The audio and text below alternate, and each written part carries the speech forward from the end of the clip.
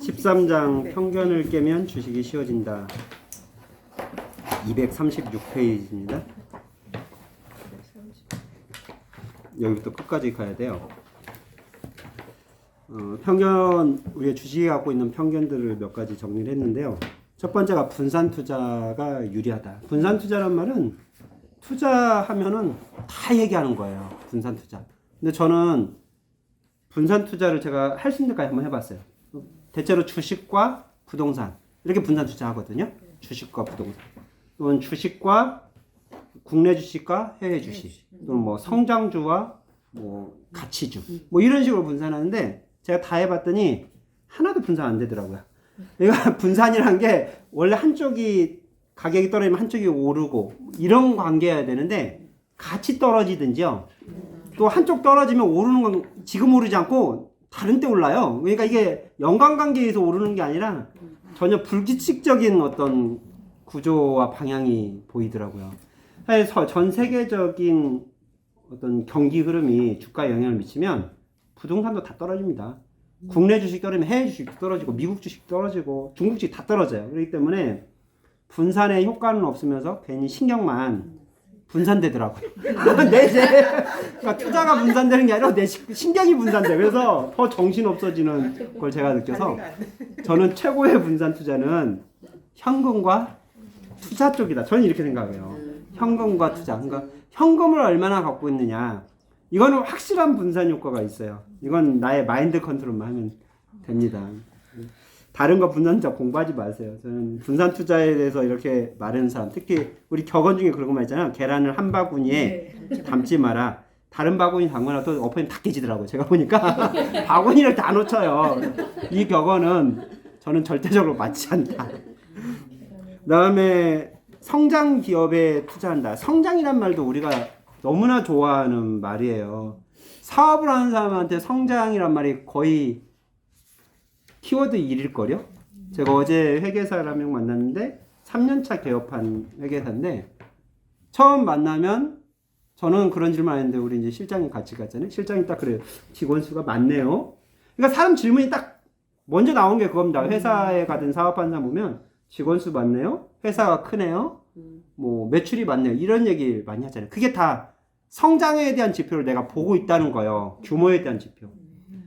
그런데 사업하시는 분은 아실 거예요. 내 매출하고 이익은 전혀 그렇게 관련성이 사실 별로 없다. 그리고 성장을 하실 때는 다 투자를 하잖아요. 투자를 한다는 것은 내가 모아놓은 돈 가지고 재투자의 개념인 겁니다. 성장하는 기업 중에 돈 있는 기업 저는 별로 보지 못했어요.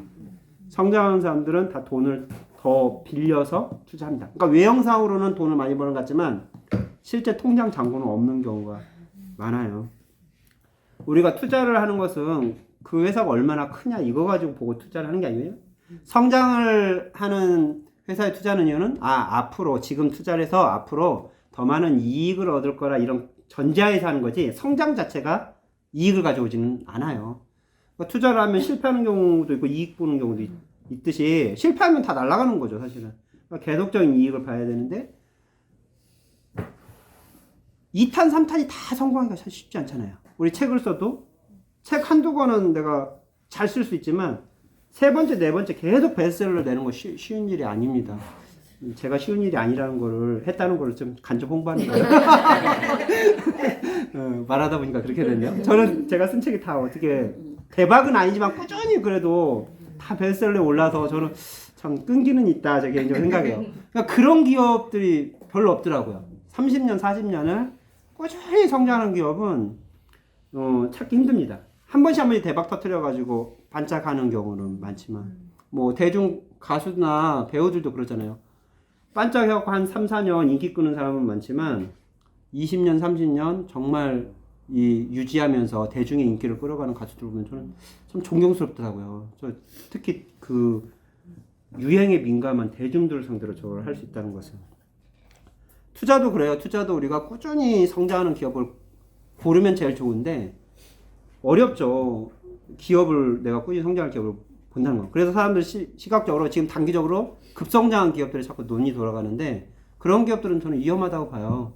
그만큼 많은 빛이 들어갔을 거란 그런 이제 가정이 깔린 거거든요. 그래서 제 책에 써놓은 것은 성장의 함정을 참 조심하자. 성장이 높은 회사는 이익을 다 재투자에 써버립니다.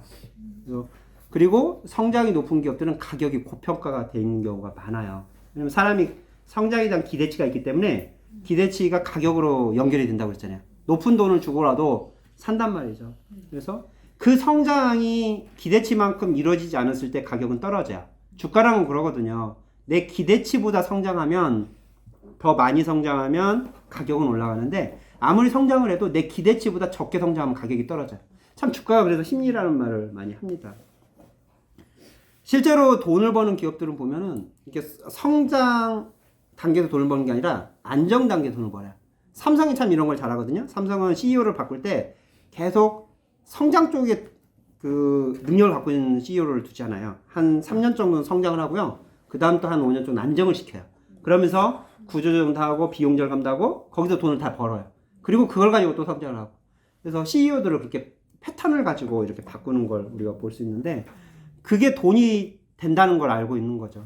그래서 저 같은 경우는 제가 이제 20년 이 사업을 하다 보니까, 가까이 하다 보니까 성장, 회사를 키울 때는 내 통장에 잔고가 거의 없더라고요. 그런데 성장을 하지 않고 그냥 유지시킬 때 있죠. 이때 제가 직원 관리를 하고 비용 절감을 하고 업무 프로세스를 바꾸고 이래서 그때 돈을 모으는 제가 경험을 했어요. 241페이지 그런 얘기를 써놨습니다. 중간에 투자에 실패하는 이유는 성장에 대해서는 민감한 반면 수익성에 대해서는 무감각하기 때문이다.